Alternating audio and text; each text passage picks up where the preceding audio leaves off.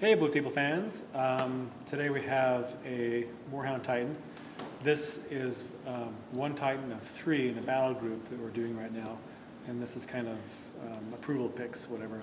Excuse me, can I interject here? You can't short the fans. They're hay. Sorry. It's hay. It's hay. Hay. Hey, hey. And I'm just trying I'm to pretty save mild you. sounding, aren't I? Okay, let's start again. Yeah, a little. Wow. Okay, ready? Hey, hey, hey, Blue Table fans! We got a Titan right here. That was three. That was three hays. And let's see, this is one of three.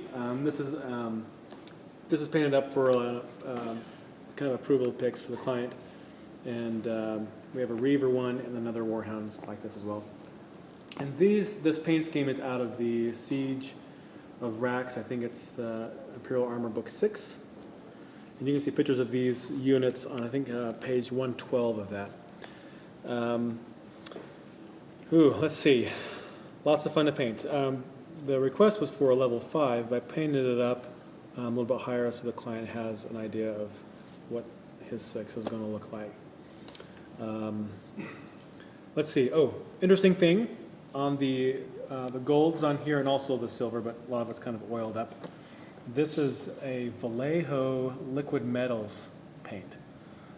So it's shinier, smoother than other paints. And working with it was pretty fun. It's alcohol based, so it dries really quick. You pretty much put it on as a direct app. From my experience, you can't really do much with it, but you can shade it and work with it and that kind of thing. That's what I've done on this. And so, these the backstory on these, if I remember correctly, these three Titans were a couple thousand years old, around for a while. They've been battling on a place for months. So they're fully, they're in working order, but they just got beat up a bit. So from far away, it doesn't look like it's very beat, but when you get really close, we're gonna do some shots of a lot of the chipping and scratches and things like that. And I did a couple of different scratching and chipping variations on it. So like sections of the machine might be, have been replaced and a little bit newer, this kind of thing. But it all looks very, very uniform. And from 2 feet away, everything looks really pretty clean. So let's see, some fun spots. Let's start off on top. I don't know what it is about these Titans, but I love their I think it's their shield generators. I just think they're totally cool. And I always like doing like a little dot inside of this, so that's always fun. Titans are really fun. These arms rotate and they're magnetized right now. I'm not going to take them off for fear that I not gamer will wreck them. But this carapace comes off. It is nice. I don't know if you can see it on there, but there's a cool little engine block going on inside there and cool lights and fans and that sort of thing that takes place. And then underneath here I did some low lighting fluorescent lights. But this cool, these little hatches open up for these. They can't climb out, so I don't know what their hatch is for. Maybe get a cool breeze or something, But there's a couple compartments to the Warhound. In the back, you have more of a maintenance kind of reactor room, and this wall right here is removable, and it's got cool little paneling and things like that, and nice, awesome tubes and displays. And then right here, you can see the panels. I like doing OSL. I think it really does a lot of bang for your buck as far as how much work you put in for it. It really looks good. And so these guys, you can like little dots for the tracking of targets and that kind of thing. And then one cool thing about this, I've never seen this done before. I'm sure somebody on Cool Mini has done it as well. But there's kind of like a chain raise platform right here that raises and lowers down for troops for access from the ground, which is pretty cool. But that's pretty fun. Another thing that's similar to that is inside the head is pretty cool and fun. I did a lot of OSL kind of things on the displays here and also on the displays up underneath right there.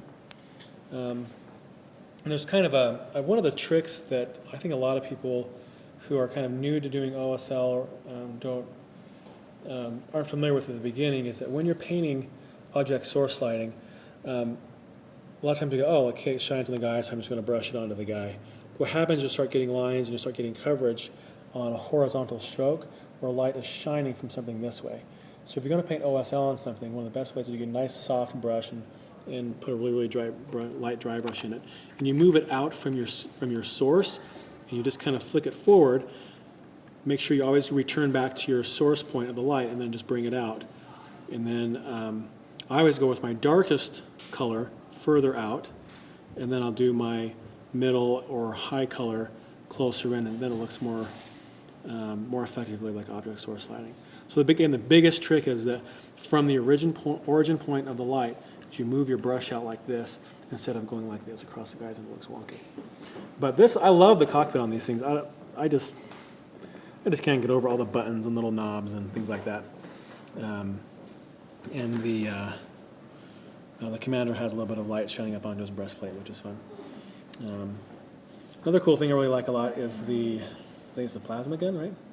This is a Vulcan heavy bolter. Plasma blaster, I think. Plasma blaster. Did some cool coppering effects. You know, I don't think we realize all the colors and things that happen when, like in the world around us. Like you're walking down the street, and you look at like a road drain. You look at all the different colors of the rust. You look at what old rust looks like versus new rust. Old rust is darker. New rust is lighter.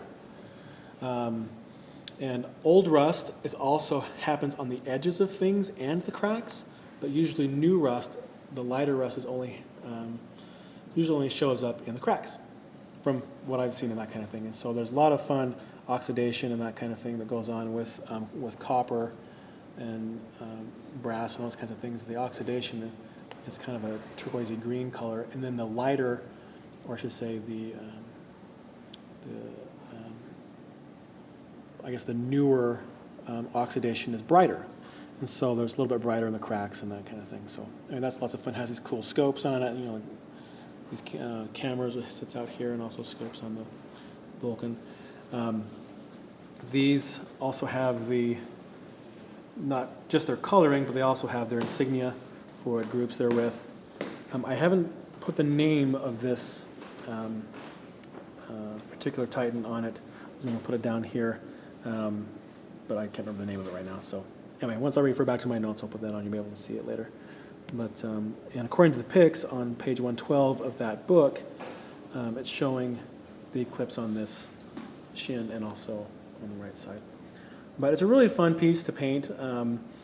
You know, you can really spend your time picking out stuff that's fun and exciting.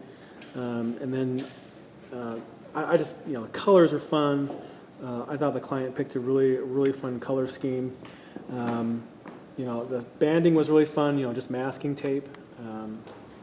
And kind of get one of the things that really makes a big difference when you're painting stuff is you realize, take notice in real life too, by the warms and the colds contrast.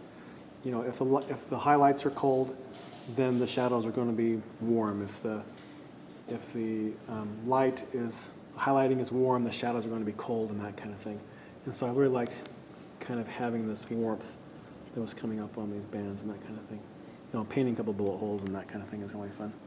But I hope you liked the Titan. We're going to be doing another Warhound just like this. Well, very similar to this. And then we're going to be doing a Reaver Titan. So, and then a size comparison. So, yeah, hope you enjoyed. And there's going to be some still pics up there to follow. So, hope you got your inspiration. Have a good day.